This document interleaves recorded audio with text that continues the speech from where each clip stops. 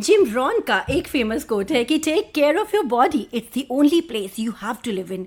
अपने शरीर का ख्याल रखें क्योंकि यही वो एकमात्र जगह है जहां आप रह सकते हैं। जी हाँ, ये कोई घर नहीं है कि जस्ट यूं ही बदल लिया।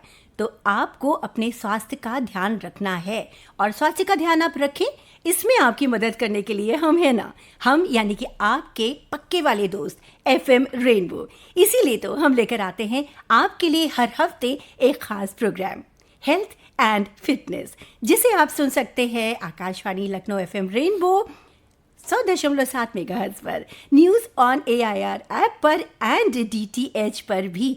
और हमेशा की तरह इस बार भी हमने एक बहुत ही खास स्पेशलिस्ट को बुलाया है हमारे स्टूडियोज में बस आपके लिए। हमारे साथ हैं डॉक्टर निर्मेश भल्ला, हड्डी रोग विशेषज्ञ, डॉक्टर श्यामा प्रसाद मुखर्जी, सिविल अस्पताल लखनऊ। डॉक्टर साहब, बहुत बहुत स्वागत है आपका। Thank you. डॉक्टर साहब, कहा जाता है कि हड्डियाँ, उनका स्वस्थ रहना, उनका स्वास्थ्य हमारे शरीर के लिए बहुत ज़रूरी है। किसी भी एक हड्डी में थोड़ी सी भी प्रॉब्लम आती है और आपको लगता है कि उस हड्डी के अलावा बॉडी में कुछ है ही नहीं। हड्डियाँ ना सिर्फ हमारे शरीर को सहारा देती हैं बल्कि हमारे अंगों की रक्षा भी करती हैं। तो आज हम आपसे जानेंगे हड्डियों के स्वास्थ्य के बारे में, क्योंकि आज का हमारा टॉपिक ही है हड्डियों की समस्याएं, कारण और निवारण। और दोस्तों, आपके पास अगर कोई सवाल है तो आप डायरेक्टली डॉक्टर साहब से बात कर सकते हैं। कैसे? फ़ोन मिलाकर। और कैसे? 0522223845 या फिर 0522223852, ये हमारे फ़ोन नंबर्स हैं। इसके अलावा आप ईमेल के माध्यम से भी अपने सवाल पूछ सकते हैं। ईमेल है वही वाला जो कि रटा हुआ है आपको, fmakashwani.gmail.com। तो डॉक्टर साहब, सबसे पहले तो मैं आपसे ये जानना चाहूँगी कि हड्डियों की समस्या इतनी आम क्यों होती जा रही हैं? क्या वजह है इसकी? क्या उम्र से इसका कुछ रिलेशन होता है? जी देखिए, जैसा कि आपने बताया है अपने प्रोग्राम में कि हमारा शरीर हड्डियों से मिलकर एक ढांचा तैयार होता है और हड्डियां जो है शरीर को एक आकार देती हैं, एक जो है शरीर को मोबिलिटी देती हैं। हम खाली हड्डियों की बात ही नहीं करते हैं, इसमें एक हमारा सिस्टम होता है जिसमें मसल्स भी होती हैं, हड्डियां भी होती हैं, उनको जोड़ने वाले जॉइंट्स भी होते हैं। तो ये एक सिस्टम बना है, इसको पूरे टोटल उसमें देखना चाहिए कि इसमें कोई भी एक चीज़ खराब होगी तो वो दूसरे को और ख़राब करेगी। ठीक है, तो कुछ हड्डियों की, जैसे आपने कहा कि बीमारियां बढ़ती जा रही हैं, तो इसका कारण क्या है? एक तो इसमें जो है हम लोग न्यूट्रिशनल प्रॉब्लम्स हैं, हम लोगों की लाइफ स्टाइल प्रॉब्लम्स हैं, तो ये सब चीज़ें बढ़ती जा रही हैं। और जैसे कि आबादी बढ़ती जा रही है उस हिसाब से दिक्कतें और बढ़ती जा रही हैं और एक अवेयरनेस आती जा रही है पब्लिक में कि जो है ये परेशानियां होती हैं। और हम लोगों का काम भी यही है, हम लोग बताएं कि क्या क्या उम्र के साथ क्या क्या परेशानियां बढ़ सकती हैं। तो हड्डियों की समस्याओं के बढ़ने के बहुत सारे रीज़न है, जैसा कि डॉक्टर साहब ने बताया। और डॉक्टर साहब आपसे बात करने के लिए बहुत बेचैन है, बेकरार है हमारे सुनने वाले। और दोस्तों, आप भी फ़ोन मिलाइए। फिलहाल तो हमारे साथ कौन है, चलिए जानने की कोशिश करते हैं। हेलो हेलो, नमस्ते मैम। नमस्ते, कौन बोल रही हैं? जी, मेरा नाम रीमा है, देवा जिला बाराबंकी से बोल रहे हैं। तो रीमा जी, आप अपना सवाल पूछें प्रोफेसर हमारे डॉक्टर साहब निर्मेश भल्ला जी से, जो कि institute of medical sciences BHU से लखनऊ तक आए हैं। जी हाँ, लखनऊ के श्यामा प्रसाद मुखर्जी हॉस्पिटल में इस वक्त ये हैं। पढ़ाई इन्होंने की है BHU से। आप सबकी समस्याओं का समाधान करने के लिए बिल्कुल तैयार है। Reema ji, your question please. जी मैम, नमस्ते सर। नमस्ते सर, मेरे कमर में दर्द रहता है। जी, कितनी उम्र है आपकी? जी, उम्र मेरी 24 साल। बस? बच्चे हैं? शादी हो गई है? जी, शादी हो गई। और आप खाना पीना ठीक खाती हैं? जी। खाना पीना सबका ठीक है? जी, खाना पीना सब सही रहता है। कमर में दर्द रहती है, अगर बैठ जाते हैं तो उठने में दिक्कत होती है। अच्छा, तो इसमें क्या है, जैसे अभी मैंने बताया ना कि जो लाइफ स्टाइल वाली परेशानियां हैं, आप आगे झुक के ज़्यादा काम जी, करती और कोई होंगी। परेशानी नहीं। जी हाँ, तो भाई मेरी बात सुनिए, जैसे आगे झुक के तो काम नहीं करती हैं आप? जी, आगे झुककर काम, अगर ज्यादा काम अगर पड़ जाता है तो ज्यादा दर्द रहती है। वही देखिए, आपने खुद ही बता दिया कि आप आगे झुक के काम करती हैं, इसलिए आपकी कमर में दर्द बढ़ जाता है। तो इसके लिए ये है कि आप अपने सेंटर पे, देवा में जो हॉस्पिटल है या सरकारी हॉस्पिटल है, वहाँ चले जाइए। ना हो तो आप जो है बाराबंकी या लखनऊ आ जाइए, सरकारी हॉस्पिटल में दिखा लीजिए। तो आपको कुछ कसरतें बता दी जाएंगी, कुछ व्यायाम बता दिया जाएगा, वो आप करेंगी और थोड़ा सिकाई करेंगी, कुछ दवाएं लेंगी तो आप ठीक रहेंगी। जी सर। ठीक है। जी बहुत बहुत शुक्रिया रीमा जी। मोनू सेठ जी का ईमेल है डॉक्टर साहब हमारे सामने, ये लिखते हैं कि दोनों अंगूठों में और पीठ में दर्द रहता है। पीठ का दर्द पता नहीं क्यों हमेशा बना रहता है, और अंगूठे का दर्द वॉलीबॉल खेलते टाइम होता है। मतलब अगर फुटबॉल खेलें तो समझ में आता है, लेकिन ये वॉलीबॉल खेलते टाइम इनको महसूस होता है। इसके अलावा ये भी जानना चाहते हैं कि सर्वाइकल क्या होता है। एक बहुत सुना सुना सा नाम हो गया है आज के वक्त में, जबकि पुराने समय में कोई इसके बारे में जानता भी नहीं था। तो डॉक्टर साहब आप कृपया इस विषय में जानकारी दें। मोनू सेठ खालिसपुर उजगांव अमेठी से मेल कर रहे हैं सर। देखिए, सर्वाइकल कुछ नहीं होता। सर्वाइकल हम लोग वर्ड यूज़ करते हैं गर्दन के लिए। कोई भी जहाँ भी सर्वाइकल आएगा, इसका मतलब किसी भी चीज़ की गर्दन, चाहे वो इंसान की हो चाहे सुराही की हो, सर्वाइकल कहलाएगा। तो इनका मतलब तात्पर्य जो है सर्वाइकल स्पॉन्डिलाइटिस से होगा। तो ये होता क्या है कि समय के साथ जो है जैसे जैसे हम अपनी गर्दन का या अपने जॉइंट्स का यूज़ करते जाते हैं या मिसयूज़ करते हैं, या उनका जो है वेट बियरिंग थोड़ी गड़बड़ होती है, तो उस वजह से, और वैसे भी नहीं तो उम्र के साथ चेंजेस आते हैं जॉइंट्स में, सर्वाइकल उसके। तो जैसे सबको मालूम है हमारा जो है सर्वाइकल स्पाइन, लंबर स्पाइन और डॉर्सल स्पाइन, ये डिफरेंट टाइप की, जिन्हें हम लोग वर्टिब्रीज बोलते हैं, हिंदी में हम लोग जो है नॉर्मल टर्म में घुर्रियाँ बोल देते हैं, तो उनसे मिलके बना है। इनके बीच बीच में जो होती हैं डिस्क होती हैं, ये डिस्क जो है शॉक एब्जॉर्बर का काम करती हैं। तो हम लोग जब गलत तरीके से अपनी गर्दन का इस्तेमाल करते हैं, या हम लोग बहुत एजड हो जाते हैं, या हर वक्त एक्सरसाइज नहीं करते हैं, या हर वक्त बैठे ही रहते हैं, गर्दन झुकाए रहते हैं, तो एक एबनॉर्मल प्रेशर हम लोगों की गर्दन पे पड़ता है। तो उसकी वजह से ये डीजेनरेटिव चेंजेस और तेज़ी से आने लगते हैं। इसी को हम लोग सर्वाइकल स्पॉन्डिलाइटिस बोलते हैं। और ये एक बड़ी जो है इसका स्पेक्ट्रम बहुत वाइड है, बहुत मतलब कोई भी बीमारी परेशानी हो तो ये हम लोग डिसाइड करते हैं, उसी हिसाब से इसका ट्रीटमेंट करते हैं कि मरीज़ की परेशानियाँ क्या हैं। स्पॉन्डिलाइटिस तो एक जनरल टर्म हो गई सर्वाइकल स्पॉन्डिलाइटिस की। एक सर्वाइकल स्पॉन्डिलाइटिस तो बहुत सारी चीज़ों को कहा जा सकता है, बहुत सारी प्रॉब्लम्स हो सकती हैं, लेकिन मेन चीज़ है हम लोग क्या प्रॉब्लम है मरीज को, उसको डिसाइड करते हैं कैसे इसका ट्रीटमेंट करना है। सर अभी थोड़ी देर पहले आपने कहा कि लाइफस्टाइल की वजह से हड्डियों की प्रॉब्लम्स बढ़ती जा रही हैं, और अभी आपने बोला कि सर्वाइकल स्पॉन्डिलाइटिस की एक बहुत बड़ी वजह है अपनी गर्दन को ठीक से ट्रीट ना करना, उस पर ज़्यादा बोझ डालना। तो ये जो लाइफस्टाइल वाली प्रॉब्लम्स हैं उनके बारे में हमारे सुनने वालों को संक्षेप में बताएं, और ये भी बताएं कि क्या लाइफस्टाइल चेंजेस से हम इन प्रॉब्लम्स को क्योर कर सकते हैं, इनका निवारण किया जा सकता है। जी हाँ, बिल्कुल किया जा सकता है। जैसे हम अगर गर्दन झुका के बैठे लगातार, जैसे कंप्यूटर पे आजकल बच्चे काम कर रहे हैं, यंग जनरेशन कंप्यूटर पे बैठी रहती है 2-2 घंटे 3-3 घंटे 4-4 घंटे ये लोग बैठे रहते हैं, तो हमारा जब गर्दन झुकी रहती है, फ्लेक्शन में रहती है, तो जो वेट बियरिंग है वो बहुत ज़्यादा होती है, और जो हमारे पोस्टीरियर एस्पेक्टिव मसल्स हैं वो स्ट्रेच रहती हैं, ये कॉन्ट्रैक्टेड रहती हैं, तो ये डिजेनरेटिव चेंजेस बहुत तेज़ी से बढ़ने लगते हैं। ऐसे ही जैसे पहली वाली फीमेल का वो आया था क्वेश्चन कि मैं आगे झुक के जब काम करती हूँ तो मेरे दर्द बहुत होने लगता है, तो झुकते सभी लोग हैं, लेकिन क्या है हम लोग उसको झुकने से जो प्रॉब्लम हो रही है या गर्दन झुकाने से जो प्रॉब्लम हो रही है उसका निवारण नहीं करते हैं कि हम लोग इसके लिए क्या करें। तो उसके लिए बेस्ट है कि हम बढ़िया डाइट लें, एक्सरसाइज करें। एक्सरसाइज अगर हम सुबह 10 मिनट, शाम को 10 मिनट, या गर्दन नेक की एक्सरसाइज 10 मिनट 15 मिनट सुबह शाम कर लें, तो ये सब चीज़ें ख़त्म की जा सकती हैं। जी डॉक्टर साहब, मतलब काम तो करना ही है, लेकिन काम के साथ साथ अगर आप अपने पोस्चर का ध्यान रखेंगे, अगर आप अपनी डाइट का ध्यान रखेंगे, अगर आप एक्सरसाइज करेंगे, सीधी सी बात है कि लाइफस्टाइल में चेंजेस लाएंगे तो डेफिनेटली फ़र्क पड़ेगा, ऐसा कह रहे हैं डॉक्टर साहब। डॉक्टर साहब एक और हमारे कॉलर लाइन पर हैं, चलिए जानते हैं इनकी क्या समस्या है। Hello hello hello hello, alright, ये तो हमारे साथ ओके, एक और फोन कॉल हमारे साथ। हेलो हेलो जी, नमस्कार।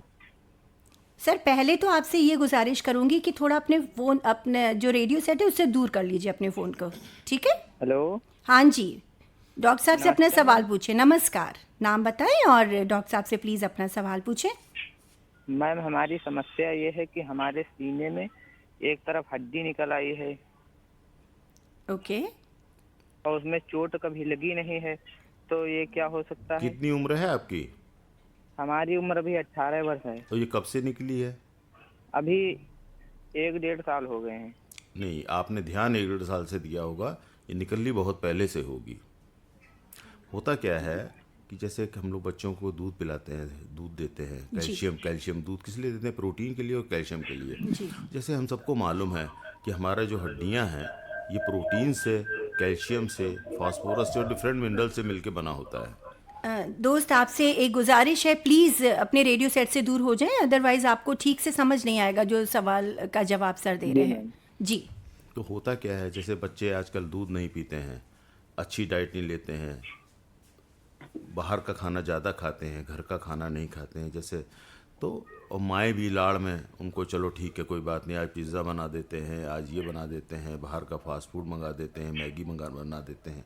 लेकिन इस लाड़ प्यार की वजह से होता क्या है, बच्चा दूध पी नहीं रहा है, कैल्शियम उसके शरीर में जा नहीं रहा है, या अच्छी प्रोटीन डाइट वो ले नहीं रहा है, तो धीरे धीरे हड्डियों में टेढ़ापन आने लगता है। ओहो। जी, इसको हम लोग जो है रिकेट्स, ऑस्टियोमलेशिया ये सब बोलते हैं, ये टर्म यूज़ करते हैं। तो ऑस्टियोमलेशिया जो होता है, कारण दोनों के एक ही है स्पेक्ट्रम, लेकिन वो एज वाले में होता है, आफ्टर मैच्योरिटी होता है, ये बिफोर मैच्योरिटी होता है। तो क्या है, नॉर्मल स्ट्रेसेस ख़त्म हो जाते हैं या एबनॉर्मल स्ट्रेसेस जब पड़ते हैं तो एक तरफ तिरछापन, टेढ़ापन आने लगता है। जी जी, तो सीधी सी बात है ये कि अपनी डाइट का ध्यान रखें, नहीं तो फिर हड्डियों में टेढ़ापन आने लगेगा। एक ईमेल है हमारे सामने डॉक्टर साहब बीना बसत जी का, ये लिखती हैं, अभी आपने दूध के लिए बोला कि दूध से हड्डियां मजबूत होती हैं। एक सवाल इनका ये है कि क्या शीतल पेय पदार्थ पी लेने से हड्डियां कमज़ोर हो जाती हैं, क्योंकि ऐसा भी बोला जाता है। और दूसरे, क्या शक्तिवर्धक पेय पदार्थ, क्या उनसे हड्डियां मजबूत होती हैं? ये एक भ्रांति है या सच्चाई है? नहीं, मैं बताता हूँ। जैसे ये कार्बोनेटेड ड्रिंक्स जितने भी हैं, ये हड्डियों को नुकसान पहुँचाते हैं, ये तो फैक्ट है जी। और अब दूसरे इन्होंने कौन से बोले पेय पदार्थ? इन्होंने बोला है कि ये जो स्वास्थ्यवर्धक, सो कॉल्ड हेल्थ ड्रिंक्स होती तो हैं। हेल्थ ड्रिंक्स में भी जो है, मेरे ख्याल से जो नए निकले हैं भी, इनमें शुगर ही होता है, इसके अलावा तो कुछ होता नहीं है। ये सिर्फ एडवर्टाइजिंग है। जी, एडवर्टाइजिंग है ये, जो एनर्जी ड्रिंक्स कहते हैं जिनको ये लोग, जी। उसमें शुगर के अलावा और कुछ नहीं होता है। शुगर होता है और थोड़ा बहुत जो है उनके जो परफ्यूम सेंट जो भी होता है डालते हो, यही फ्लेवर होता है, बना देते फ्लेवर हैं। बनाते हैं। जी हाँ। जी जी। तो ये तो नुकसान ही करेंगे, फ़ायदा नहीं करेंगे। देखिए, आपको शीतल पेय पदार्थ चाहिए हैं, जूस पीजिए, जी दूध पीजिए, दही लीजिए, मट्ठा लीजिए, जी। ठीक है ना। जी। बेसन का सत्तू हो गया, चने का सत्तू हो गया, जो बुढ़े लोग मैं कहता हूँ जैसे दाल नहीं खा पाते हैं या जिनके दांत नहीं है, चना नहीं खा सकते हैं, जी। तो सत्तू घोल के पी लें, एक गिलास सुबह, एक गिलास शाम, तो उससे प्रोटीन भी पहुँचेगा, कैल्शियम भी पहुँचेगा। ये सब ज़्यादा ज़रूरी चीज़ें हैं। मतलब मौसमी फल, सब्जियां, जी, दालें, ये सब बिल्कुल, ज़्यादा ज़रूरी है। बिल्कुल। डॉक्टर साहब, एक और क्वेश्चन इन्होंने पूछा है, इस क्वेश्चन का आप जवाब दें, उसके बाद में कॉलर भी रेडी हैं आपसे बात करने के लिए। जी। ये पूछना चाहते हैं कि आप ओपीडी में किस किस दिन बैठते हैं, आप और डॉक्टर रमेश साहब, कृपया बता दें। अच्छा, मैं जो हूँ ट्यूसडे और फ्राइडे को बैठता हूँ, और डॉक्टर रमेश जो हैं वेडनेसडे एंड सैटरडे बैठते हैं। फ़ोन लाइन पर भी हमारे एक दोस्त बिल्कुल रेडी हैं। हेलो हेलो हेलो हेलो, मुझे लग रहा है कि कुछ कनेक्शन का प्रॉब्लम है। कॉल्स भी लगातार आ रही हैं डॉक्टर साहब, और ईमेल्स भी भरे हुए हैं। हम डेफिनेटली इन सब की क्वेरीज आप तक पहुंचाएंगे, इनकी समस्याओं का निदान करने की कोशिश करेंगे, लेकिन फ़िलहाल एक छोटा सा म्यूज़िकल ब्रेक हम ले लें। श्योर।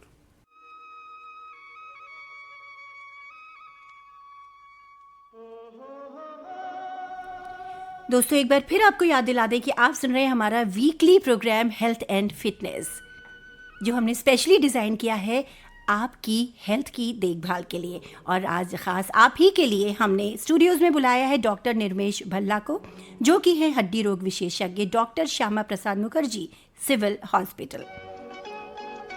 हमारी बाकी लिसनर्स की तरह आप भी डॉक्टर साहब से डायरेक्टली कंसल्ट कर सकते हैं, परामर्श ले सकते हैं 0522238845 या फिर 0522238852 पर फ़ोन मिलाकर।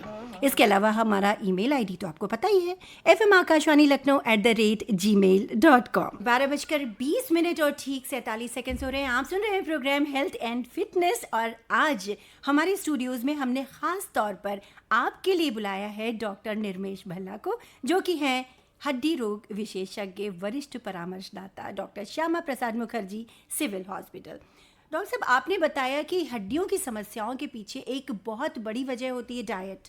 जी। फिर आपने ये भी कहा कि लाइफस्टाइल ये भी एक मेजर रोल प्ले करती है। एक और सवाल मेरे दिमाग में आ रहा है कि क्या ये प्रॉब्लम्स जेनेटिक भी होती है? क्या जो आनुवंशिकता है वो भी कोई रोल प्ले करती है इनमें? जी देखिए, कुछ ऐसी बीमारियां हैं जो फैमिली में रन करती हैं। ज़रूरी नहीं है कि माँ को हुआ है या पिता को हुआ है तो बच्चों को भी हो, लेकिन अगर बच्चे को हो रही हैं तो हम लोग देखते हैं पीछे कि फैमिली में किसी को हुआ तो नहीं। जैसे डिफरेंट टाइप की कुछ आर्थराइटिस होती हैं, कुछ और कंजेनाइटल एनमलीज होती हैं। जैसे आपने देखा होगा बच्चों के पैर टेढ़े होते हैं, या जो बच्चा पैदा होते हैं उनके पैर टेढ़े हुए हैं शुरू से। कुछ कंजेनाइटल प्रॉब्लम्स होती हैं, कुछ डेफिशिएंसी डिजीज़ भी होती हैं, जैसे ऑस्टियोपोरोसिस हो गया, इसे भी कहा जाता है, फैमिली में रन करती हैं। तो ऐसी बहुत सारी बीमारियां हैं जो फैमिली में रन करती हैं, लेकिन ऐसा नहीं है कि अगर माँ को है या पिता को है तो बच्चों को होगा ही होगा। हम लोग थोड़ा बहुत मॉड्यूलेट कर सकते हैं। इनमें कुछ बीमारियां ऐसी हैं जो होती हैं, कुछ होते हो सकता है ना हो, ऐसा कुछ नहीं है। आपने सर नाम लिया ऑस्टियोपोरोसिस का, जी। तो इसके बारे में भी हमें बताएं कि एक्चुअली ये होती क्या बीमारी है, किनको हो सकती है, कौन सबसे ज़्यादा इसके ख़तरे में रहते हैं? देखिए, जैसा मैंने पहले भी आपको बताया है कि जो कुछ न्यूट्रिशनल डिसऑर्डर्स होते हैं, हमारी बोन्स जो हैं जो है कैल्शियम, फास्फोरस और प्रोटीन से मिलके बनी होती हैं। अगर आप देखें इसको हम क्रॉस सेक्शन करें तो हड्डियां जो है हमारी पोरस होती हैं, थोड़े पोर्स होते हैं बीच बीच में। जैसे आप मधुमक्खी का छत्ता होता है ना, अगर हम सेक्शन काट के स्लाइड में देखें तो ऐसा हमारी हड्डी ऐसी लगेगी जैसे मधुमक्खी का छत्ता होता है। तो उसकी दीवारें मोटी होती हैं और छेद छोटे होते हैं, लेकिन यही दीवारें जब पतली हो जाती हैं और छेद बड़े हो जाते हैं तो इसको हम लोग ऑस्टियोपोरोसिस बोलना शुरू कर देते हैं। ये एक लेमैन की भाषा में मैं आपको समझा रहा हूँ। जी। तो कारण क्या है, दीवारें पतली क्यों हो रही कि उसमें प्रोटीन नहीं जमा हो पा रहा है, उसमें कैल्शियम नहीं जमा हो पा रहा है। तो ये जो है प्रोटीन्स और ये जो मिनरल्स हैं ये हड्डी को स्ट्रेंथ देते हैं, आपकी बोन को स्ट्रेंथ देते हैं। जैसे आपका एक बढ़िया आकार बनता है, एक स्टेबिलिटी बनती है।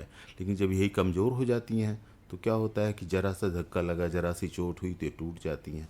तो यही ऑस्टियोपोरोसिस है। आपने देखा होगा जो ओल्ड लेडीज़ होती हैं धीरे धीरे झुक के चलने लगती हैं आगे चल के, और उनकी हाइट धीरे धीरे कम होने लगती है। जी। हाँ, तो कारण क्या है कि जो है हड्डियों में फ्रैक्चर होने लगता है, माइनर फ्रैक्चर होते जाते हैं, वो आगे झुक के चलने लगती हैं धीरे धीरे। ऐसे ही जैसे इसी ऑस्टियोपोरोसिस कहते हैं। ऑस्टियोपोरोसिस जो है देखिए हो तो सबको सकती है, एडल्ट्स को मतलब जेंट्स को भी हो सकती है, फीमेल्स को भी हो सकती है, लेकिन फीमेल्स बहुत प्रोन है। अच्छा, ये ऑस्टियोपोरोसिस में और क्या खास बात है, ये पता ही तब चलता है जब ये वेल सेटल्ड हो जाती है। और आंकड़े ऐसा बताते हैं कि वर्ल्ड वाइड दुनिया में जो है फीमेल्स आफ्टर एज ऑफ 60 करीब 2/3 फीमेल्स इससे सफ़र करती हैं, और इनमें 1/3 फीमेल्स ऐसी होती हैं जिनको फ्रैक्चर हो जाता है, चाहे हिप हो, चाहे स्पाइन हो, चाहे रिस्ट हो, इनको फ्रैक्चर ज़रूर होता है। और इस बीमारी से कैसे बचें सर आपसे जानेंगे, लेकिन एक कॉलर बहुत देर से इंतज़ार कर रहे हैं, हम इनसे बात कर लेते हैं। आपकी बात से मुझे ये लगा कि बेसिकली ये ऐसी डिजीज़ है जो कि अगर आप खाना पीना शुरू से अच्छा रखें तो फिर कंट्रोल में रहेगी। इस बारे में डिटेल में ज़रूर जानना चाहूँगी, लेकिन इस वक्त जो कॉलर हैं, हेलो जी, बहुत बहुत शुक्रिया, आपने बड़ा इंतज़ार किया दोस्त। अपना नाम बता दीजिए। राम शंकर। ज़रा डॉक्टर साहब से बात कर लीजिए फिर आप। जी बताइए। हेलो, हेलो, बताइए अपनी प्रॉब्लम। समस्या बताएं। समस्या में पंजन में दर्द हो था ज्यादा। कहाँ पे? पंजों में, पैर के पंजों अच्छा, पैर के पंजों में। कब से दर्द हो रहा है? जी जी दोस्त। कितनी उम्र है आपकी? हमारा ये करीब 60-65 की है। 62 साल की उम्र है तकरीबन। अच्छा, 62 की उम्र है। 65। अच्छा, शुगर है आपको? ब्लड शुगर तो नहीं है? हम्म? ब्लड शुगर वगैरह तो नहीं है आपको? शुगर वगैरह सब नहीं। जरा साफ साफ बोलिए आप। नहीं, शुगर अच्छा, नहीं है नहीं डॉक्टर है। साहब इनको, और 60 नहीं प्लस एज हो रखी है, और पैरों के पंजे इनके काफ़ी परेशान करते हैं, उनमें दर्द बना रहता है। तो इनके लिए मेरी सलाह ये है, ये किसी भी अच्छे सर्जन से या अच्छे ऑर्थोपेडिक डॉक्टर से आके मिलें, जी। उससे अपना सब जांचें कराने के बाद अपना ट्रीटमेंट शुरू कराएं। और तकलीफ में मत रहिए, डॉक्टर से कंसल्ट करिए दोस्त, आपसे यही कहना है डॉक्टर भल्ला का भी। एक और फ़ोन कॉल हमारे साथ डॉक्टर साहब। हेलो। हेलो जी नमस्कार, अपना नाम बताएं मैम। जी, मैं राधे श्याम बोल रहा हूँ। ओके राजेश जी, आप अपना क्वेश्चन करें। राधे श्याम बोल रहा हूँ। ओके क्वेश्चन करें प्लीज़, अपना सवाल पूछें डॉक्टर साहब से। जी ज्योति जी, जी मुझे ये बहुत आपकी खुशी हुई कि हेलो एफएम में फोन नहीं लगा, इसमें लग गया तो मुझे आपसे बात होगी तो मैं और भी अच्छा हूँ। लेकिन क्वेश्चन में बताना हाउ चाह रहा हूँ। Sweet, how sweet. मुझे भी और भी अच्छा लगेगा जब हम फिर से हेलो एफएम में बात करेंगे और ढेर सारी गप्पे मारेंगे, ठीक है? और बहुत बहुत शुक्रिया आपने फ़ोन किया। यूं ही जुड़े रहिए हमारे साथ, बहुत अच्छा लगता है जब आप हमसे अलग अलग प्रोग्राम्स में कनेक्ट होते हैं। इस प्रोग्राम में मुझे अच्छा लगेगा अगर आप कनेक्ट हों उस स्पेशली जो हमारा आज का सब्जेक्ट है उससे जुड़े हुए क्वेश्चंस करने के लिए। और आज का सब्जेक्ट है क्या? आज का सब्जेक्ट है हड्डियों की समस्याएं, कारण और निवारण। लेट्स सी इस वक्त कौन फोन लाइन पर है। हेलो। जी जी नमस्कार। नमस्कार हाँ जी, हम संजय बोल रहे हैं शास्त्री। संजय जी, बताइए क्या सवाल है आपका, क्या समस्या है? डॉक्टर साहब आपके लिए स्टूडियोज में है, बताएं। जी डॉक्टर साहब को मेरा राम राम। राम राम। हेलो। हाँ राम राम। हाँ सर, एक बच्चा है मेरा, लगभग उसकी उम्र है 15 साल। अच्छा। तो सर वो खेलने में गिर गया था तो हाथ का ऑपरेशन भी हुआ है, एल्बो है सर। अच्छा, एल्बो टूट गई है उसकी? जी जी, तो ये हमने करवाया है KJMU मेडिकल कॉलेज से। अच्छा। तो सर उसका प्रॉब्लम ये है कि वो अभी मुड़ नहीं रहा है। तो ऑपरेशन कब हुआ था ये? जी, बाकी वो उसमें हाथ में जोर है, सब कर लेता है, गाड़ी वाड़ी चला लेता है। हाँ हाँ। बाकी वो मुड़ने का प्रॉब्लम है। तो क्या सर ये सही हो सकता है आगे? देखिए, ये तो एक्सरे देखने के बाद पता चलेगा। और ऑपरेशन किया गया है तो सही ऑपरेशन किया गया होगा। हो सकता है एक्सरसाइज ना करियो, इसीलिए मैं आपसे पूछ रहा था। अभी ऑपरेशन हुए कितने दिन हुए हैं? लगभग हो गए सर 2 साल। 2 साल हो गए हैं तो बिल्कुल हाथ नहीं चलता है? जी हाथ बिल्कुल नहीं चलता है या थोड़ा कम चलता है? नहीं नहीं, वो बिल्कुल मतलब फोल्ड नहीं होता है, थोड़ा सा फोल्ड है जितने पर वो प्लास्टर लगाया गया था। असल में यही दिक्कत हो गई कि उसकी एक्सरसाइज नहीं हो पाई। तो आपने खुद ही बता दिया एक्सरसाइज नहीं हुई है उसकी। तो आप एक बार चाहे सिविल में आ जाइए, चाहे लोहिया चले। हमने दिखाया है। कहाँ दिखाया है? अभी तो कहीं नहीं दिखाया, मतलब वही बता रहे हैं दिखा आपसे सर कि दीजिए। हमने ऑपरेशन कराया था। नहीं, तो नहीं, उसका देखिए। एक्सरसाइज नहीं हो पाया है। देखिए, इलाज के तो कई हिस्से होते आगे हैं। कोई चांस है जी? हाँ, इलाज के कई हिस्से होते हैं। सबसे पहला है उसकी डायग्नोसिस होता है, फिर उसका इलाज होता है, फिर उसके बाद उसकी फिजियोथेरेपी होती है। तो आपने बाकी सब तो कराया, फिजियोथेरेपी नहीं कराई। तो आप चाहे फिजियोथेरेपी हमारे यहाँ के कराइए, चाहे आपके GMU में हुआ था वहाँ कराइए, अपना जहाँ आपकी इच्छा वहाँ कराइए। एक बार दिखाइए पहले क्या ऑपरेशन हुआ था, कैसे आप हुआ था, कि तब आपको बेटर बताया जा सकता है। तो दोस्त आपको करना है ये कि जितनी जल्द हो सके आप डॉक्टर से कंसल्ट करें, जिससे वो बता सकें कि समस्या क्या है। और आप सबसे कहना चाहूँगी कि अगर हमारे डॉक्टर हमारी सेहत का ध्यान रखने के लिए हमें कोई इंस्ट्रक्शंस देते हैं तो उन्हें फॉलो ज़रूर करिए।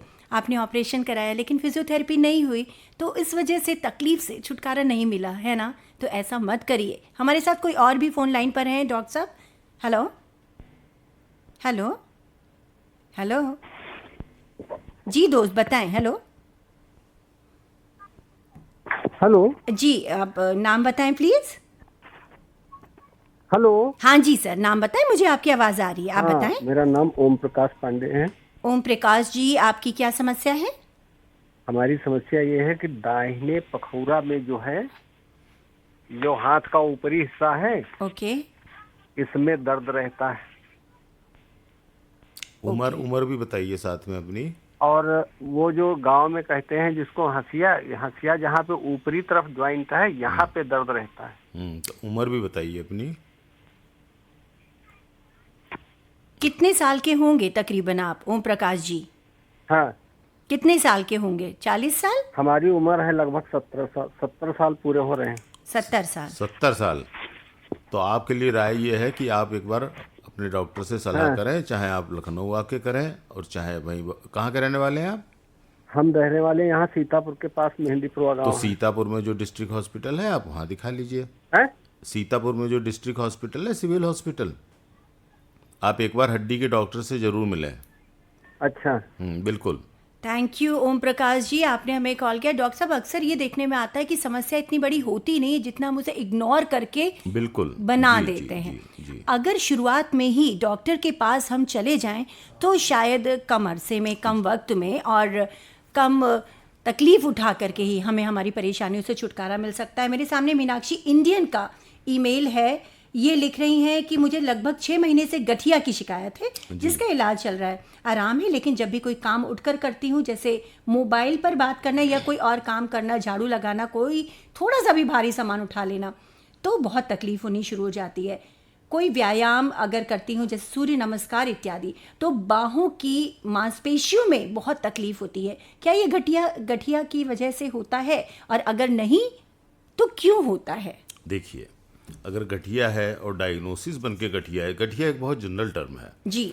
तो गठिया के लिए पहली चीज़ है डायग्नोसिस बननी चाहिए कि किस टाइप की गठिया है। जी। Whether it is rheumatoid arthritis, osteoarthritis, gouty arthritis, तो इन सब का ट्रीटमेंट अलग अलग होता है। और इसका जो ट्रीटमेंट के कई पार्ट होते हैं, जैसे जब पेन में हो पेशेंट तो उसकी दवाएं चलती हैं, हम लोग दवाएं देते हैं, रेस्ट के लिए एडवाइस करते हैं। और जब पेन ख़त्म हो जाता है, स्वेलिंग ख़त्म हो जाती है जॉइंट्स की, तब हम लोग एक्सरसाइज एडवाइस करते हैं। लेकिन जब पेन है और स्वेलिंग है, उस समय हम लोग बिल्कुल कंप्लीट रेस्ट कहते हैं।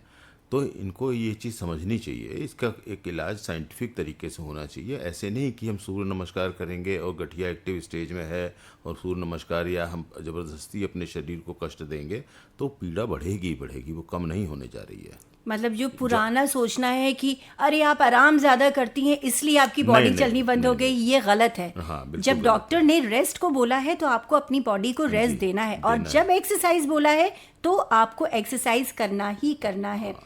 एक बड़ा इंटरेस्टिंग सवाल मेरे सामने है डॉक्टर साहब, मोनू सेठ जी का। ये लिखते हैं कि गांव में जब किसी की उंगली या हड्डी टूट जाती है तो हम डॉक्टर के पास नहीं जाते, खपचा बढ़वा लेते हैं। क्या ये सही है? क्या ऐसा करने से हमें फ़ायदा होता है? देखिए, मैं बताता हूँ, हड्डियाँ खपच्ची बांधने से भी जुड़ती हैं, लेकिन होता क्या है कि हम लोगों का उसमें नुकसान ज़्यादा हो जाता है। वो किस कारण से? हम लोग भी खपच्ची बांधते हैं। जब मरीज आता है एक्यूट स्टेज में या इमरजेंसी पेशेंट आ गया, तो हमारा जो काम है कि उसको पहले रेस्ट देना। वो चाहे हम प्लास्टर से दें, चाहे हम उसको स्प्लिंट बांध के दें। ये लोग खपच्ची बोल रहे हैं, हम उसको स्प्लिंट बोलते हैं हम लोग। कि पेशेंट का मतलब जहाँ भी हड्डी टूटी है उसके एक जॉइंट ऊपर एक जॉइंट नीचे हम लोग उसको इमोबिलाइज करते हैं, वो हम लोग स्प्लिंट से करते हैं। गांव में खपच्ची बांध देते हैं, लेकिन ये खपच्ची जो है हो सकता है बहुत टाइट बंधी हो, जिसकी वजह से उंगली ख़त्म होने की चांस हो सकते हैं, गैंग्रीन हो सकता है, या बहुत ज़्यादा समय तक बांध दें तो स्टिफनेस आ सकती है। जैसे अभी एक उसने कहा था हमने ऑपरेशन कराया, एक्सरसाइज नहीं करी और वो चलता नहीं है हाथ, तो उंगलियां तो बहुत सेंसिटिव होती हैं। उंगलियों का ट्रीटमेंट तो बहुत ही उससे किया जाता है। जैसे बड़ी ऐसा नहीं है कि हड्डी बड़ी है तो ट्रीटमेंट बड़ा है, हड्डी छोटी है तो ट्रीटमेंट छोटा है।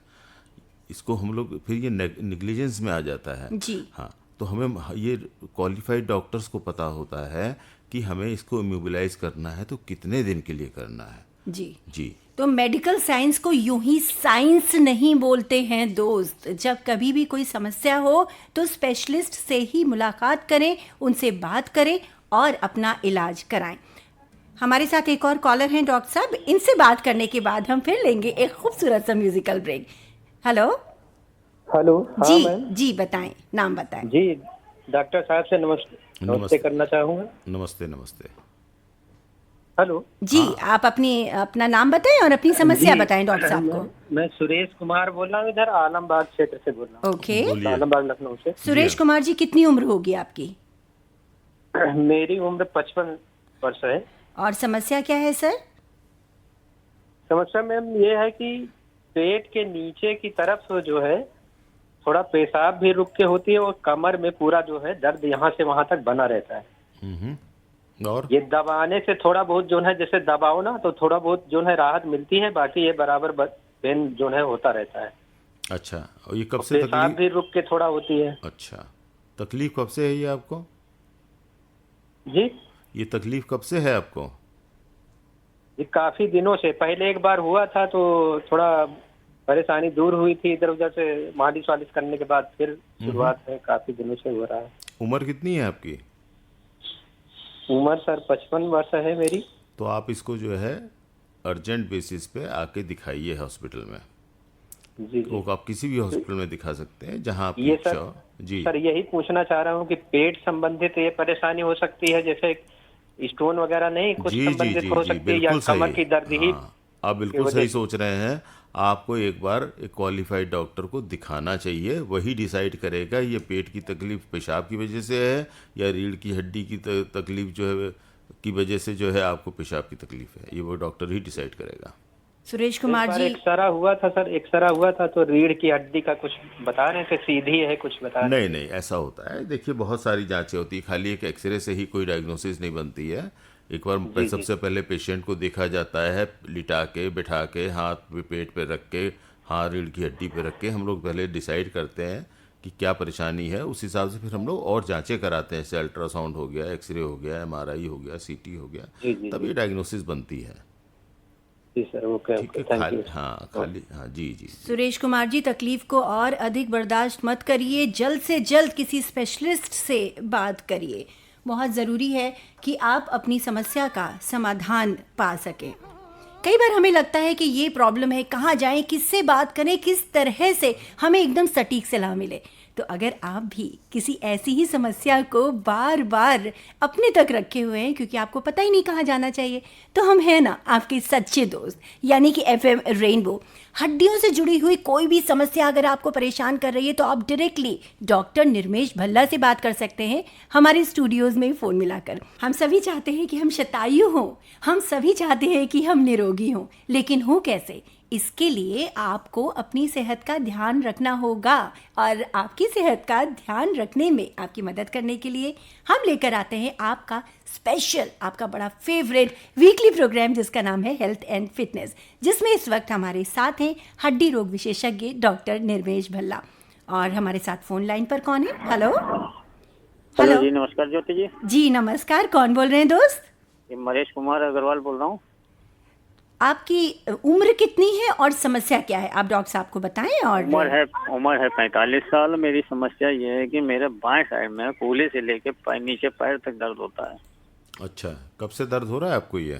जी, ये करीब हो गया है 2 साल लगभग। 2 साल? जी। अच्छा, कोई इलाज किया आपने इसका कभी? चलने में ज्यादा होता है, 10 मिनट खड़ा भी नहीं हो पाता हूँ। अच्छा, कितना चलने पे दर्द शुरू हो जाता है? अरे मुश्किल से 10-20 कदम भी नहीं चल पाता हूँ। तो आपको मेरी राय है कि आप एक बार हॉस्पिटल में आके दिखा दें। इसमें बहुत इलाज भी करा चुका हूँ, लेकिन इसमें कोई आराम नहीं मिल रहा है। डॉक्टर कह रहे हैं नसों का कुछ प्रॉब्लम है, नस दब रही है कोई। कहाँ इलाज कराया है आपने? जी, कहाँ इलाज कराया है आपने? ये यहीं पे प्राइवेट ही दिखा रहा हूँ मैं, क्योंकि दृष्टिबाधित भी हूँ ना। क्या है आप? दृष्टिबाधित हूँ। तो कोई बात नहीं, किसी को साथ लेके एक बार आके दिखाइए, आप हॉस्पिटल में दिखाइए, प्राइवेट कहते हैं, ठीक है? आप बिल्कुल परेशान ना हो, आपकी समस्या का निवारण होगा। आप एक अच्छे से हॉस्पिटल में, सरकारी हॉस्पिटल में आप कंसल्ट करें। डॉक्टर साहब, एक और कॉलर हैं हमारे साथ। हेलो जी, हमारे ये दोस्त तो चले गए हैं, लेकिन डॉक्टर साहब थोड़ी देर पहले हम ऑस्टियोपोरोसिस की बात कर रहे थे। जी हाँ। एक बहुत ही तेजी से फैलने वाली बीमारी है, तो ये पहले होती ही नहीं थी या? नहीं, मैं बताता हूँ आपको। देखिए, ऐसा होता है जैसे हम लोगों की एज, अब जो एज है वो बढ़ती जा रही है।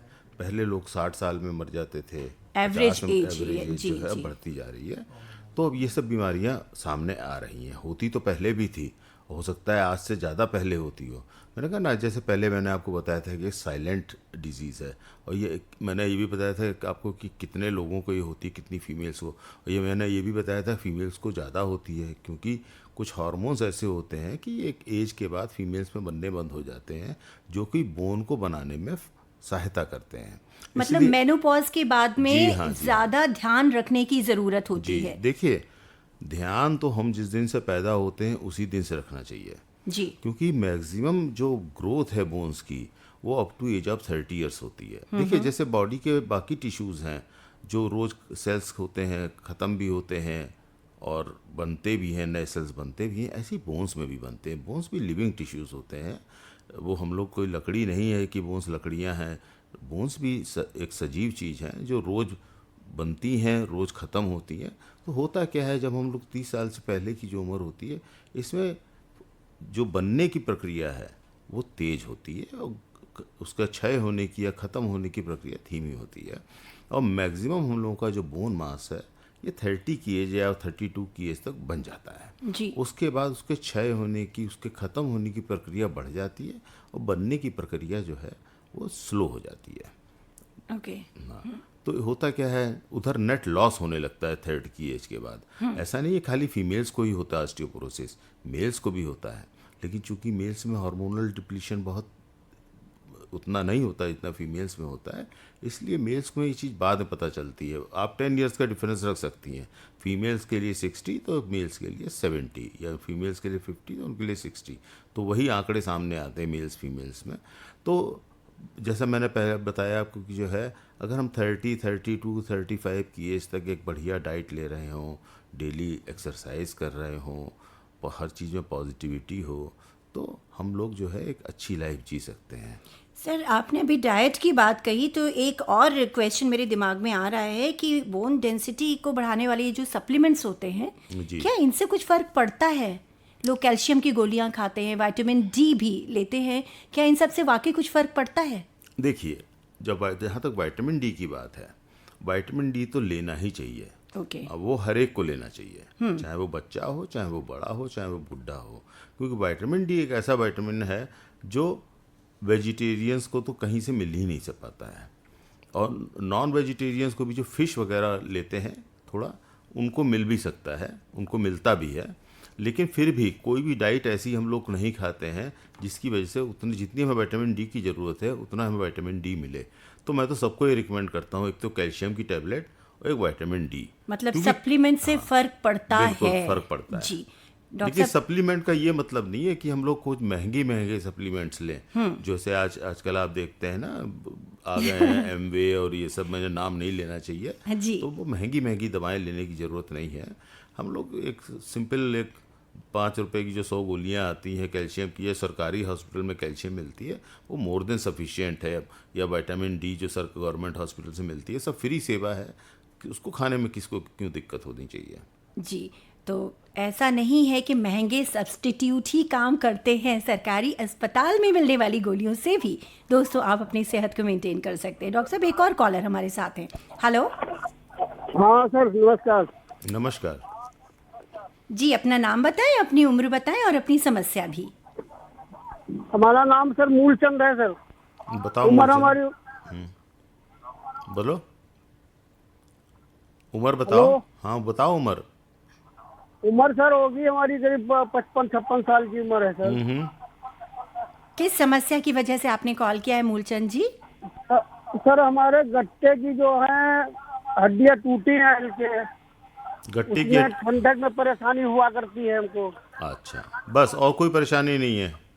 और सर है हमारे पैरों पंजे के ऊपर जो साइड में है जलन, और गोड़ों हाथों की दर्द नहीं जाती कहीं। तो देखिए, आप कहाँ रहते हैं?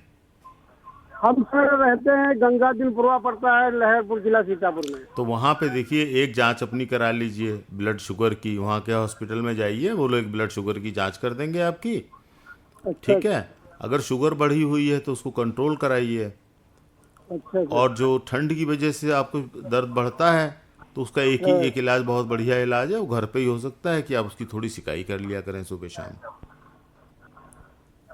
अच्छा सर। और नहीं भी आराम मिले तो एक बार आप आके दिखा दीजिए। तो दोस्तों, अगर कोई समस्या है तो डॉक्टर से ज़रूर आप कंसल्ट करें। कमल पांडे जी का ईमेल है हमारे सामने। डॉक्टर साहब ये लिख रहे हैं कि मेरी माता जी 50 साल की हैं और उनके घुटनों में 1 साल से दर्द बढ़ता ही जा रहा है, जिसकी वजह से उनको चलने फिरने में भी प्रॉब्लम हो रही है। इलाज बहुत कराया लेकिन कोई फ़ायदा होता दिख नहीं रहा है। कृपया आप उचित सलाह दें। देखिए, इन्होंने ये कहीं नहीं बताया है इन्होंने कहाँ पे इलाज कराया है और डॉक्टर ने क्या सलाह दी थी। लेकिन फिर भी मैं थोड़ा जो इनके उससे पता लगा सकता हूँ कि 50 साल की एज है, माता जी हैं, तो उनको ऑस्टियोआर्थराइटिस की प्रॉब्लम हो सकती है, जो 50 की एज के बाद शुरू होती है। तो अगर इसको हम स्टेजेस में डिवाइड करें, अर्ली स्टेज में ही अगर ये डिटेक्ट हो जाती है तो इसको हम लोग दवाओं से ठीक कर लेते हैं। लेकिन अगर ये वही एडवांस स्टेज में पहुँच गई, घुटनों में टेढ़ापन आ गया, डिफॉर्मिटीज़ डेवलप हो गई, तो फिर इनका ट्रीटमेंट सर्जिकली ही हो पाता है। इसलिए मेरी इनसे राय है कि जल्द से जल्द किसी न किसी क्वालिफाइड डॉक्टर को, जहाँ भी रहते हो, क्वालिफाइड डॉक्टर को दिखाएं। डॉक्टर साहब, आंचल सेठ पूछना चाह रही हैं कि जैसे आपने बोला लाइफस्टाइल की डिजीजेस बढ़ती जा रही हैं, जी। तो अगर लैपटॉप पे हमें काम करना ही है या पढ़ाई करनी है, तो जो चेयर है वो कैसी होनी चाहिए? हम किस तरह से लाइफस्टाइल वाली डिजीजेस को हम काबू में रख सकते हैं? साथ ही साथ ये भी लिख रही हैं कि इस प्रोग्राम को प्रस्तुत करने के लिए आकाशवाणी टीम को बहुत बहुत धन्यवाद। जी, बहुत बहुत शुक्रिया आंचल सेठ जी। मैं आपको और हमारे सारे सुनने वालों को याद दिला दूं कि हेल्थ एंड फिटनेस कार्यक्रम के प्रोड्यूसर हैं आशीष चतुर्वेदी जी। हर बार हम कोशिश करते हैं आपके साथ आपसे मुलाकात कराएं हम एक एक्सपर्ट की। डॉक्टर साहब, अगली बार के जो हमारे एक्सपर्ट हैं वो होने वाले हैं प्रोफेसर डॉक्टर भुवन चंद्र तिवारी जी, लोहिया आयुर्विज्ञान संस्थान लखनऊ से। और हम जिस टॉपिक पर बात करेंगे वो होगा गर्मियों में रखें अपने दिल का ख्याल। तो आंचल सेठ जी, आपका बहुत बहुत शुक्रिया। आपसे मैं जानना चाहूँगी डॉक्टर साहब कि आप इनकी समस्या के बारे में एक बार बता दें, लाइफस्टाइल डिसीजेस को कैसे एट बे हम रखें। और इनके बाद एक कॉलर भी इंतज़ार पर है। देखिए, इन्होंने जैसा कि पहले अपनी बताया है ना कि लैपटॉप की एक प्रॉब्लम इन्होंने बताई है जी। तो जैसे जिस चेयर पे भी आप बैठे हैं, चेयर इन्होंने पूछा था कैसी हो जी। तो आप बिल्कुल कोशिश करिए आपकी जो है एकदम स्पाइन सीधी रहे। जी। और आप किसी भी चेयर को ले सकते हैं, बहुत ज़्यादा रिक्लाइन नहीं होनी चाहिए, बहुत ज़्यादा जो है पीछे की तरफ नहीं होना चाहिए, स्ट्रेट रहना चाहिए। और पीछे एक छोटा सा तकिया जो है, कमर का जो हॉलो हिस्सा होता है, इस पे आप लगा सकते हैं और बिल्कुल स्ट्रेट बैठने की कोशिश करें। ओके। और जो सामने लैपटॉप रखा है, अगर टेबल पे है लैपटॉप, तो उसको थोड़ा सा ऊंचा करके रख लें, जिससे आपकी जो है गर्दन लैपटॉप की तरफ ले जाने की बजाय लैपटॉप को आप अपनी आंखों के सामने लाएं। ठीक है, कुछ ऐसा अपना करें, रेज लगा लें उस पर अपनी टेबल पे, तो उससे जो है इनकी ये प्रॉब्लम सॉल्व हो जाएगी। और दूसरी सलाह मेरी ये है कि लगातार 1 घंटा 2 घंटा एकदम अचानक जो है काम नहीं करना चाहिए। बीच बीच में उठ के गर्दन की थोड़ी बहुत एक्सरसाइज कर लिया करें, हर घंटे पे 10 मिनट के लिए, 5 मिनट के लिए, तो गर्दन को थोड़ा रेस्ट मिल जाएगा। आई एम श्योर इन सारी टिप्स से आपको फ़र्क पड़ेगा आंचल सेठ जी। डॉक्टर साहब, एक कॉलर और हैं हमारे साथ। हेलो जी। हेलो जी सर, नाम बताएं, उम्र बताएं और साथ ही साथ अपनी समस्या भी बताएं। आलमबाग आजाद से बोल रहा हूँ। जी। डॉक्टर साहब नमस्कार। नमस्कार। मेरा नाम महेश चंद वाजपेयी है। जी बताएं। हेलो। बताएं वाजपेयी जी। डॉक्टर साहब, मेरे दाहिने हाथ में कांपने लगता है, गाड़ी चलाते हैं, एक्सीलेटर लेते हैं तो कभी आ जाती है डॉक्टर साहब। ये कितनी देर गाड़ी चलाने के बाद होता है? नहीं, तुरंत ही गाड़ी जैसे एक्सीलेटर पकड़ा तो कांपने लगता दाहिना। अच्छा, तो एक बार आप आके दिखाइए भाई। जी। हाँ, ये न्यूरो की भी प्रॉब्लम हो सकती है, न्यूरोलॉजिकल प्रॉब्लम भी हो सकती है, ये न्यूरो सर्वाइकल। की ही डॉक्टर साहब। हाँ, तो एक बार आके दिखाइए, किसी चाहे न्यूरोलॉजिस्ट को दिखाइए, चाहे एक बार हमको दिखा दीजिए, तो हम आपको डिसाइड करके बता देंगे कि ये न्यूरोलॉजिकल प्रॉब्लम है या हमारे लोगों की प्रॉब्लम है जो सॉल्व हो पाएगी कि नहीं। ठीक डॉक्टर साहब, ठीक। जी। डॉक्टर साहब, एक और कॉलर हैं जो बड़ी देर से इंतजार कर रहे हैं। हेलो। हेलो। जी सर। जी सर, नाम बताएं। हेलो। डॉक्टर मुखर्जी। जी, आप अपनी समस्या बताएं और नाम बताएं। दोस्तों, कभी कभी होता है ये कि हम फ़ोन तो मिलाते हैं लेकिन रेडियो सेट से दूर होना भूल जाते हैं। कभी भी जब आपका फ़ोन मिल गया है तो हम आपको जो कुछ सेकंड्स का वक्त देते हैं उसमें कोशिश करिए कि आप फ़ोन लाइन और अपना फ़ोन और अपना रेडियो आसपास मत रखें, अदरवाइज़ आपको हमारा जवाब समझ नहीं आएगा और हमें आपका सवाल। हेलो। हेलो जी, कौन बोल रहे हैं दोस्त? जिला औरैया ग्राम गगनदीप बोल रहे। जी, अपनी समस्या बताएं प्लीज़। पापा के जोड़न में दर्द हो। पापा की उम्र कितनी है? 60 साल। कब से जोड़न में दर्द होता है? पहले एक ट्रैक्टर से गिर के दब गए थे, तब से होता है। तो इनको एक बेटा एक बार ला के दिखा दो, चाहे वही उरैया में जो मेडिकल कॉलेज या सरकारी हॉस्पिटल है वहाँ भी दिखा सकते हो ऑर्थोपेडिक्स के डॉक्टर को। कुछ तेल नहीं है सर? हैं? कुछ लगावे के तेल नहीं है सर? देखो, दवा तेल से उतना फायदा नहीं होगा, पहले एक बार दिखा दो, फिर तेल की बात उसके बाद हो जाएगी। पवन कुमार जी का ईमेल है हमारे सामने। डॉक्टर साहब, बहुत कम उम्र है इनकी, सिर्फ 20 साल के हैं जी। और स्टूडेंट हैं। ये लिखना है कि अगर कोई काम करता हूँ तो पैर की हड्डी और हाथ में दर्द क्यों होना शुरू हो जाता है, वज़न तो उठा पाता ही नहीं हो, स्पेशली जब हवाएं चल रही होती हैं तो बॉडी एक बहुत ज़्यादा होता है, सिर्फ 20 साल की उम्र हाँ, में। तो हो सकता है इनको गठिया की शुरुआत हो रही हो। इनको भी मेरी सलाह है, ये एक बार अपने किसी डॉक्टर को, चाहे वहाँ यहाँ पे चाहे जहाँ भी रहते हो, जी। वहाँ जो भी गवर्नमेंट हॉस्पिटल हो जी। या प्राइवेट, जहाँ इनकी इच्छा हो, एक क्वालिफाइड डॉक्टर को ये जरूर दिखाएं। डॉक्टर साहब, अब देखते हैं कि फ़ोन लाइन पर कौन है हमारे साथ। हेलो। हाँ, थाना महौली, सीतापुर, अमृता, इंद्रपाल मिश्रा। जी, एड्रेस तो बता दिया, अब नाम भी बता दीजिए दोस्त। इंद्रपाल मिश्रा है। इंद्रपाल मिश्रा जी। हमारी उम्र 60 वर्ष है। ओके। हमारे नाखून के पीछे जो है उभार से मालूम पड़ा, तो सीतापुर अस्पताल गए, कैल्शियम की गोली, फिर होम्योपैथिक डॉक्टर ने कहा दी कैल्शियम बिल्कुल न खाएं, और हम दवा देते हैं ये हड्डी गलने की है और कैल्शियम से और मजबूत होगी। ये आपसे सलाह लेना चाहते हैं कि क्या करें।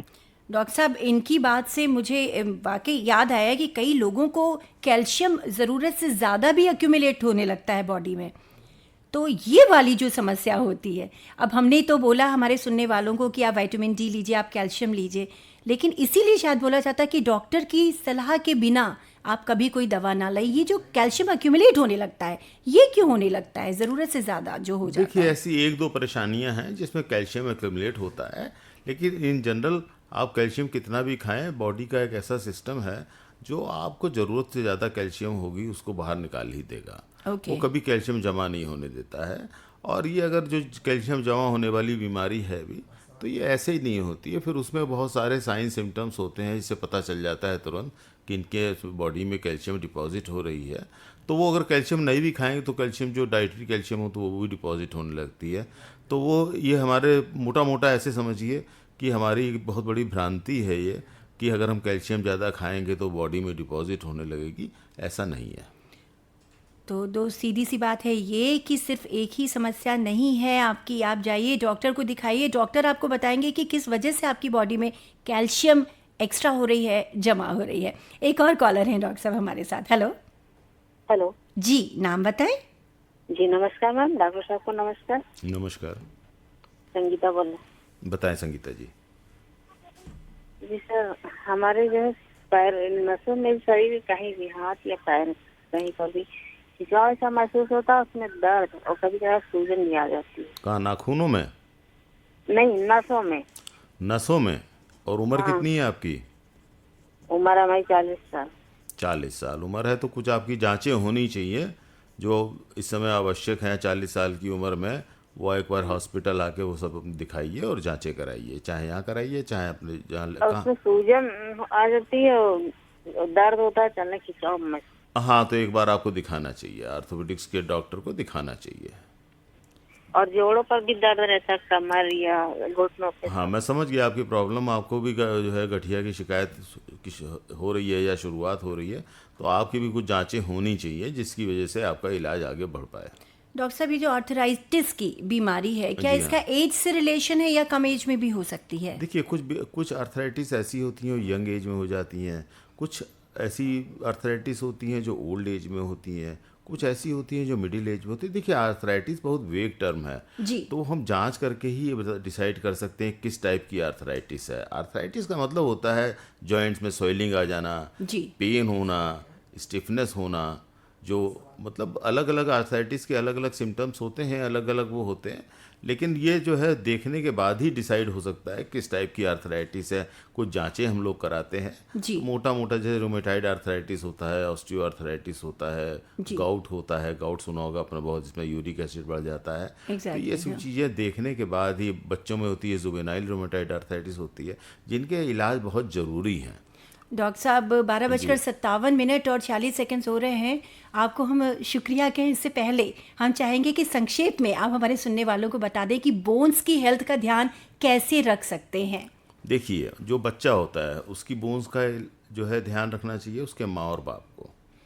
जो यंग एज है, मिडिल एज हैं, उनको खुद ही ये सोचना चाहिए कि वो अपनी बोन्स का मैं थोड़ी थोड़ी टिप्स दे सकता हूँ आपको। जी। एक तो आप वेल बैलेंस डाइट खाएं जिसमें आपके प्रोटीन्स भी हों, कार्बोहाइड्रेट्स भी हों, मिनरल्स भी हों, विटामिन्स भी हों, ठीक है। दूसरा, कोई नशा, जैसे आजकल नशे की बहुत प्रॉब्लम हो रही है, छोटी सी उम्र में ही लोग तंबाकू, पान, सिगरेट, शराब ये सब का इस्तेमाल शुरू कर चुके हैं। देखिए, मैं ये भी नहीं कहता हूँ कि कोई चीज़ बुरी है, लेकिन लत हर चीज़ की बुरी है। और फिर दूसरा, एक्सरसाइज भी आज इंसान को करनी चाहिए। अपना अगर 24 घंटे कुछ भी आप कर रहे हो, आप कितने भी पैसे वाले क्यों ना हो, आपके कितना भी नुकसान क्यों ना होता हो, शरीर को 40 मिनट अपनी बॉडी को हर इंसान को ज़रूर देने चाहिए 24 घंटे में। और रेस्ट, उसके साथ इन सब चीज़ों के साथ है पॉजिटिव थिंकिंग। आपको हमेशा पॉजिटिव रहना चाहिए। डॉक्टर साहब, बहुत अच्छा लगा आपसे बात करके, एंड आई एम श्योर कि हमारे सुनने वालों की बहुत सारी समस्याओं का निवारण हो गया होगा। ऐसे ही नहीं कहा जाता है दोस्तों कि हेल्थ इज़ वेल्थ, तो इस वेल्थ को संभाल कर रखिए, क्योंकि अगर हेल्थ गड़बड़ हो जाती है तो आप किसी भी चीज़ का आनंद नहीं उठा सकते। बहुत बहुत शुक्रिया डॉक्टर साहब आपका। डॉक्टर निर्मेश भल्ला, हड्डी रोग विशेषज्ञ, doctor Shyama Prasad Mukherjee civil hospital से आज हमारे साथ हमारे स्टूडियोज़ में आए। इन्होंने हमें कीमती वक्त अपना दिया और हमारी समस्याओं के बारे में बातचीत की। डॉक्टर साहब, आपका दिल से शुक्रिया। Thank you ma'am, thank you. दोस्तों, एक बार फिर हम आपको याद दिला दें कि हमारे कार्यक्रम के प्रोड्यूसर डॉक्टर श्री आशीष चतुर्वेदी, और अगली बार हम फिर लेकर के आएंगे आपके लिए एक बहुत ही ख़ास एपिसोड। इनवाइट करेंगे हमारी स्टूडियोज़ में एक और स्पेशलिस्ट को। सुनना ना भूलिए 100.7 FM रेनबो।